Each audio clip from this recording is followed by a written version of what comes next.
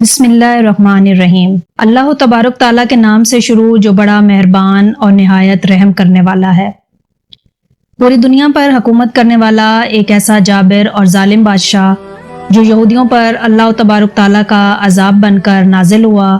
اور اس نے یہودیوں کو چن چن کر ان کا قتل عام کیا اور یہودیوں کے عروج کو زوال میں بدل دیا۔ پیارے دوستو، آج کی اس ویڈیو میں ہم آپ کو بتائیں گے کہ بخت نصر کون تھا اور یہ کافر اور ظالم بادشاہ یہودیوں پر اللہ تبارک تعالیٰ کا عذاب بن کر کیسے نازل ہوا اور بخت نصر بادشاہ کا دور حکومت کیسے ختم ہوا اور اللہ تبارک تعالیٰ نے اس کا انجام کیا کیا۔ دوستو، ان تمام تر سوالات کے جوابات قرآن و حدیث کی روشنی میں آج کی اس ویڈیو میں ہم آپ کو بتائیں گے، لہٰذا آپ سے گزارش ہے کہ ہماری اس ویڈیو کو اینڈ تک ضرور دیکھیے گا۔ دنیا کی تاریخ میں بہت بڑے بڑے بادشاہ آئے جنہوں نے دنیا میں حکومت کی، لیکن صرف 4 بادشاہ ایسے تھے کہ جن کو اللہ تبارک تعالیٰ نے پوری روئے زمین پر حکومت عطا فرمائی تھی۔ مشرق سے لے کر مغرب تک اور شمال سے لے کر جنوب تک انہی کا حکم چلتا تھا۔ پوری دنیا پر حکومت کرنے والے ان 4 بادشاہوں میں سے 2 بادشاہ مسلمان تھے جن کا نام حضرت ذوالقرنین علیہ السلام اور حضرت سلیمان علیہ السلام، اور 2 بادشاہ کافر تھے جن میں سے ایک نمرود اور دوسرا بخت نصر تھا۔ اللہ تبارک تعالیٰ کسی بھی قوم پر بغیر کسی سبب کے اچانک سے عذاب نازل نہیں فرماتا۔ کسی بھی قوم کا زوال اس وقت شروع ہوتا ہے جب وہ قوم طرح طرح کی برائیوں کے اندر مبتلا ہو جاتی ہے اور کفر و شرک کر بیٹھتی ہے۔ معصوم لوگوں پر ظلم و ستم کرنا اور اللہ تبارک تعالیٰ کے احکامات کو نہ ماننا اور کفر و شرک کرنا، یہ سب بدعمالیاں پہلی قوموں کی ہلاکت کا سبب بنی۔ دوستو، ایک وقت تھا کہ یہودی اور بنی اسرائیل کی قوم اللہ تبارک تعالیٰ کی لاڈلی قوم تھی۔ یہ قوم اللہ تبارک تعالیٰ سے جو بھی مانگتی اللہ تبارک تعالیٰ ان کو عطا فرماتا۔ حضرت یعقوب علیہ السلام کے بعد سے لے کر حضرت عیسیٰ علیہ السلام تک جتنے بھی نبی آئے، یہ سب یہودیوں اور قوم بنی اسرائیل کی ہدایت کے لیے تشریف لائے۔ اللہ تبارک تعالیٰ اس قوم کو ہر طرح کی نعمتوں سے نوازتا، لیکن یہ قوم ہر نبی کے دور میں اللہ تبارک تعالیٰ کی نافرمانیاں کرتی اور کفر و شرک میں مبتلا ہو جاتی۔ نتیجتاً اللہ تعالیٰ ان پر بہت دردناک عذاب نازل فرماتا، اور جب یہ قوم اللہ تبارک تعالیٰ کی بارگاہ میں اپنے گناہوں کی معافی طلب کرتی تو اللہ تبارک تعالیٰ ان کو معاف فرما دیتا اور ان کو دوبارہ سے عزت اور عروج عطا فرماتا۔ دوستو، حضرت سلیمان علیہ السلام کے زمانے میں یہودی قوم یروشلم کے اندر آباد تھی، اور حضرت سلیمان علیہ السلام کے زمانے میں اس قوم نے پوری دنیا پر راج کیا۔ لیکن جب حضرت سلیمان علیہ السلام اس دنیا سے تشریف لے گئے، اس کے تقریباً 400 سال بعد یہ قوم پھر سے اللہ تبارک تعالیٰ کی نافرمانیاں کرنے لگی اور کفر و شرک کے اندر مبتلا ہو گئی۔ اس طرح جب یہ قوم طرح طرح کی بیماریوں کے اندر مبتلا ہو گئی تو اللہ تبارک تعالیٰ نے اس دور کے ایک جابر اور ظالم بادشاہ، جس کو دنیا بخت نصر کے نام سے جانتی تھی، اس کو ان پر مسلط کر دیا، اور بخت نصر اللہ تبارک تعالیٰ کا عذاب بن کر یہودیوں پر نازل ہوا۔ دوستو، بخت نصر بادشاہ کا دور حکومت حضرت سلیمان علیہ السلام کے دور حکومت کے بعد شروع ہوا،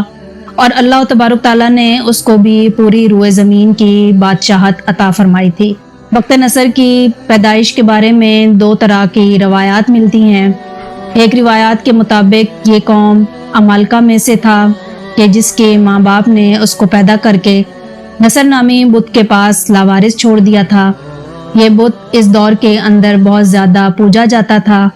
چونکہ یہ بچہ لوگوں کو نصر نامی بت کے پاس ملا تھا، چنانچہ لوگوں نے اس بچے کا نام بخت نصر یعنی نصر بت کا بیٹا رکھ دیا۔ اور ایک دوسری روایت کے مطابق یہ ایک بادشاہ کے گھر میں پیدا ہوا۔ اس کا باپ ایک بہت بڑا بادشاہ تھا۔ بخت نصر ایک ذہین، بہادر اور جنگجو انسان تھا۔ یہ اتنا بہادر تھا کہ اس نے اپنی چھوٹی سی عمر میں اپنے باپ کے کہنے پر مصر کے اندر جنگ چھیڑ دی اور مصر کو فتح کر لیا۔ 605 قبل مسیح میں اس کے باپ کا انتقال ہو گیا، اور اس کے انتقال کے بعد یہ بابل شہر کا بادشاہ بن گیا۔ بادشاہ بننے کے بعد بخت نصر نے بہت ممالک پر حملہ کیا اور ان کو اپنے قبضے میں لے لیا، اور ادھر یہودی اور قوم بنی اسرائیل جو کہ یروشلم کے اندر آباد تھی اور طرح طرح کی برائیوں کے اندر مبتلا ہو چکی تھی، یہ لوگ کھلے عام اپنی بدعمالیوں میں بدمست ہو کر اللہ تبارک تعالیٰ کی نافرمانیاں کر رہے تھے اور اللہ تبارک تعالیٰ کی ذات کو چھوڑ کر کفر و شرک کے اندر مبتلا ہو چکے تھے۔ اسی دوران یہودیوں پر اللہ تبارک تعالیٰ نے اپنا دردناک عذاب نازل فرمایا اور بخت نصر نے یروشلم پر حملہ کر دیا۔ اس حملے میں بخت نصر نے یہودیوں کو چن چن کر قتل عام کیا اور بیت المقدس کو تباہ و برباد کر دیا، اور اس حملے کے اندر 40,000 تورات کے یہودی عالموں کو بھی قتل کر دیا گیا اور 40,000 یہودیوں کو جلا وطن کر دیا۔ اس طرح یہ یہودی قتل و غارت کے ڈر سے دوسرے ممالک کی طرف بھاگنے لگے۔ اس حملے کے اندر بخت نصر نے 80,000 یہودیوں کو اپنا قیدی بنا لیا، اور بعض روایات کے مطابق قیدی بننے والے افراد کی تعداد 80,000 سے زیادہ تھی۔ ان قیدیوں میں اللہ تبارک تعالیٰ کے 2 نبی بھی شامل تھے، جن میں سے ایک کا نام حضرت دانیال علیہ السلام اور دوسرے کا نام حضرت عزیر علیہ السلام ہے۔ دوستو، جب بخت نصر نے یروشلم پر حملہ کیا تو یروشلم کے تمام شہر کو جلا دیا، ہیکل سلیمانی کو گرا دیا اور اس کے خزانے کو بھی لوٹ لیا، اور ہیکل سلیمانی میں موجود تمام کتابوں کو جلا دیا جس کے اندر تورات شریف کے اصل نسخے بھی موجود تھے۔ اس طرح بخت نصر بادشاہ نے ظلم و ستم کی ہر حد پار کرتے ہوئے یہودیوں کو چن چن کر قتل کیا، اور ہیکل سلیمانی اور تورات شریف کی بےادبی کرتے ہوئے ان کو جلا دیا۔ دوستو، اس قتل و غارت کے اندر تابوت سکینہ جو کہ ہیکل سلیمانی کے اندر موجود تھا وہ کہیں غائب ہو گیا، اور اس کا آج تک کسی کو کچھ پتہ نہ چلا۔ اس قتل و غارت کے بعد بخت نصر بہت سارے یہودیوں کو قیدی بنا کر اپنے ساتھ لے گیا، اور چونکہ بخت نصر بادشاہ نے ہیکل سلیمانی کو جلایا تھا اور تورات شریف کی بے ادبی کرتے ہوئے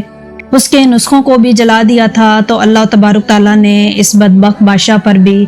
اپنا دردناک عذاب نازل فرمایا، اور بخت نصر بادشاہ کو ایک دردناک بیماری کے اندر مبتلا کر دیا اور اس کے چہرے کو مسخ کر دیا۔ دوستو، روایات میں آتا ہے کہ جب بخت نصر بادشاہ پر اللہ تبارک تعالیٰ کا عذاب نازل ہوا اور اس کے چہرے کو مسخ کر دیا گیا تو یہ انسان سے جانور بن گیا، تو اس کے بعد یہ جنگلوں میں چلا گیا اور اس نے اپنی زندگی کے 7 سال جنگلوں میں گزارے۔ وہاں پر یہ جانوروں کی طرح گھاس کھاتا اور اسی بیماری کی حالت میں جنگلوں میں رہتا۔ 7 سال کے بعد اللہ تبارک تعالیٰ نے اس بیماری کو دور کر دیا اور اس کو جانور سے انسان بنا دیا۔ دوستو، بخت نصر بادشاہ کو موت کس طرح آئی اور اس کا انجام کیا ہوا، اس کے متعلق روایات میں آتا ہے کہ جب بخت نصر نے یہودیوں کو قید کیا تو ان میں 2 اللہ تبارک تعالیٰ کے برگزیدہ نبی بھی تھے، جن کا نام حضرت دانیال علیہ السلام اور حضرت عزیر علیہ السلام تھا، جو کہ بعد میں اللہ تبارک تعالیٰ کے حکم سے بخت نصر بادشاہ کے مشیر بن گئے۔ پیارے دوستو، چونکہ حضرت دانیال علیہ السلام اور حضرت عزیر علیہ السلام اللہ تبارک تعالیٰ کے نبی تھے اور اللہ تبارک تعالیٰ نے ان کو علم فراست سے نوازا تھا، لہٰذا بخت نصر بادشاہ علم و دانائی کی وجہ سے ان کو بہت زیادہ اہمیت دیتا تھا، جو کہ بنی اسرائیل کی یہودیوں کے لیے ناقابل برداشت تھی، اور یہودی قوم حضرت دانیال علیہ السلام سے بغض اور حسد رکھتی تھی۔ چنانچہ ایک دن یہودیوں نے حضرت دانیال علیہ السلام کو معاذ اللہ قتل کروانے کی سازش کی، اور یہ یہودی بخت نصر بادشاہ سے کہنے لگے کہ جب حضرت دانیال علیہ السلام پانی پی لیتے ہیں تو یہ اپنا پیشاب نہیں روک سکتے اور ان کو فوراً پیشاب آ جاتا ہے، لہٰذا یہ بات اس دور کے اندر معیوب سمجھی جاتی تھی۔ چنانچہ بخت نصر بادشاہ نے اس بات کو جاننے کے لیے ایک محفل منعقد کی، اور اس محفل کے اندر بڑے بڑے عمرا اور حضرت دانیال علیہ السلام کی دعوت رکھی۔ چنانچہ جب تمام مہمان محفل کے اندر پہنچ گئے اور حضرت دانیال علیہ السلام بھی تشریف لا چکے تو ان کے سامنے کھانا پیش کیا گیا اور بہت سارا پانی بھی رکھا گیا، اور ادھر بخت نصر بادشاہ نے اپنے سپاہیوں کو یہ حکم بھی دے رکھا تھا کہ اس محفل کے بعد سب سے پہلے جو بھی شخص پیشاب کرنے کے لیے باہر نکلے تو اس کو فوراً قتل کر دیا جائے، پھر چاہے وہ پیشاب کرنے والا یہ ہی کیوں نہ کہے کہ میں بخت نصر ہوں،